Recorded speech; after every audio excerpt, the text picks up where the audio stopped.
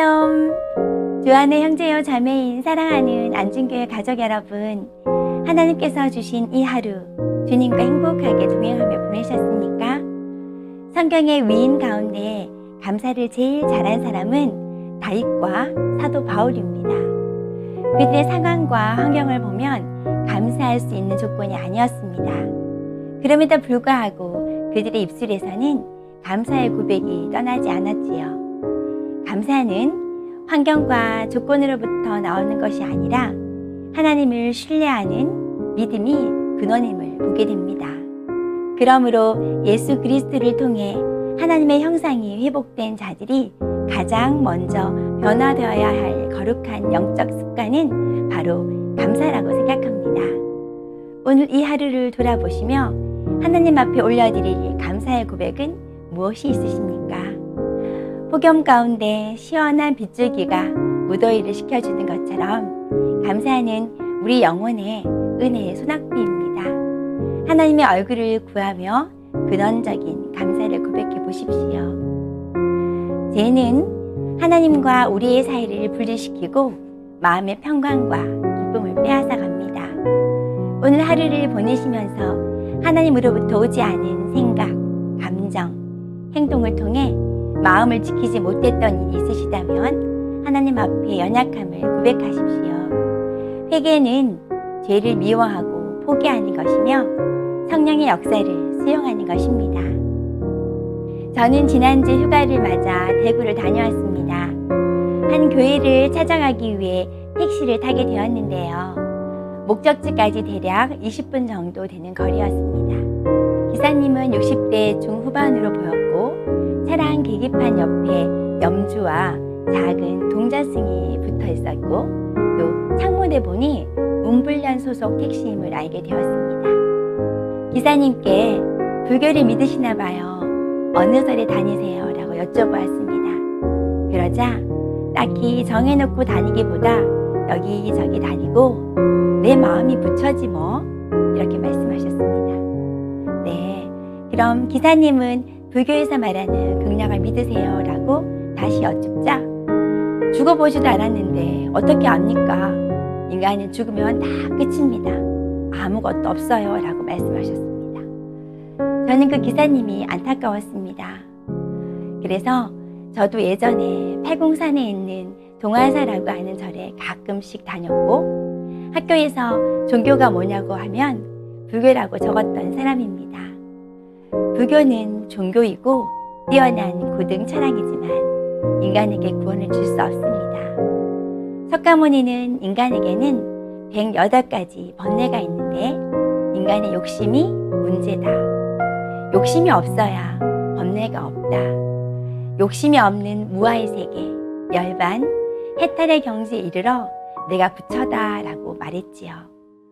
석가모니는 19살에 보리수나무 아래에서 도를 깨달은 구도자였지만 스스로 구원자라고 한 번도 말한 적이 없었고 자신을 따르는 제자들이 사후세계를 물어보았지만 나는 내일 일을 모른다.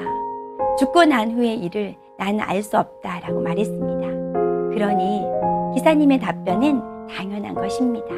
석가모니의 제자들은 원래 힌두교를 믿는 제자들이었고 우리가 흔히 알고 있는 불교의 윤회설, 환생은 사실 힌두교에서 온 것이고 석가모니가 수용한 것이 아닙니다. 석가모니는 인도의 카스트 제도를 그 누구보다도 악법이라고 비판했음을 말씀드렸습니다. 그런데 불교인들은 석가모니가 부정했던 그 유대설을 믿고 있는 것이죠. 불교는 뛰어난 고등 철학일 뿐 인간에게 결코 구원을 줄 수 없습니다. 천하 사람 중에 구원 얻을 이름은 오직 예수님 뿐입니다. 저는 그 기사님께 하나님이 살아계심과 그 아들 예수님이 인간의 죄를 해결하셨고 예수님을 믿으면 죄를 해결받고 하나님의 자녀가 된다는 복음을 전했습니다. 그러자 기사님은 거짓말이라고 허무맹랑한 소리를 한다고 버럭 화를 내셨습니다. 안전운전에 방해가 될 듯해서 마음을 안정시켜 드리고 보이지 않지만 존재하는 것들, 인간의 죄의 문제에 대해서 다시 차분하게 말씀드렸습니다. 그리고 믿지 못하는 그 마음을 이해하기에 하나님의 은혜가 임하기를 마음속으로 기도했습니다. 기사님은 버럭 소리 지른 것이 미안하셨던지 나는 안 믿어집니다 라고 말씀하시며 웃으셨습니다.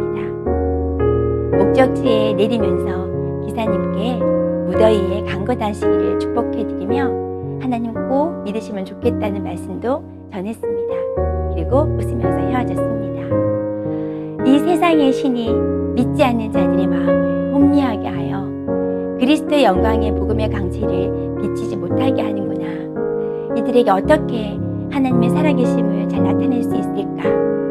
기사님과 헤어진 후 믿음은 하나님의 선물이구나 라는 생각과 함께 나의 말과 전도함이 설득력 있는 인간의 지혜의 말로 하지 않고 성령의 나타나심과 능력이 임하기를 기도하게 하셨습니다.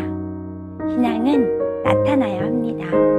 우리의 변화된 삶으로 또 말로 우리의 신앙을 증명하여서 우리를 통해 하나님의 살아계심이 나타나기를 간절히 소망해 봅니다. 선교사님들과 선교지를 위해 기도와 후원을 하고 계신가요? 인도네시아 김성화 백성경 선교사님의 기도 제목을 함께 나누며 기도하기 원합니다. 조이풀 키즈 선교센터의 지경을 넓혀주셔서 유치원 교육을 넘어 초등학교, 중학교, 고등학교를 세워 아이들이 말씀 안에서 잘 자라 인도네시아를 변화시킬 수 있도록 또 현지 목회자들의 영성을 회복시키는 바나바 훈련원을 축복하시고 그 땅의 목회자들과 교회들이 세계 선교를 감당하는 복된 교회로 쓰임받을 수 있도록 그리고 선교사님의 가정과 건강을 위해서도 기도해 주시면 감사하겠습니다. 우리의 자녀들과 목장 식구들은 예수님의 생명으로 살고 있나요? 어제 주일 저녁부터 8월 7일 수요일까지 NYI 캠프가 나사렛 대학교에서 있습니다. 우리의 다음 세대들이 아침 이슬 같은 청년의 때 창조주 하나님을 인격적으로 만나고 하나님이 나의 주되심을 고백하는 성령 충만한 캠프가 되어지도록 기도해 주십시오. 개인적인 점검을 하시고 함께 기도하시겠습니다.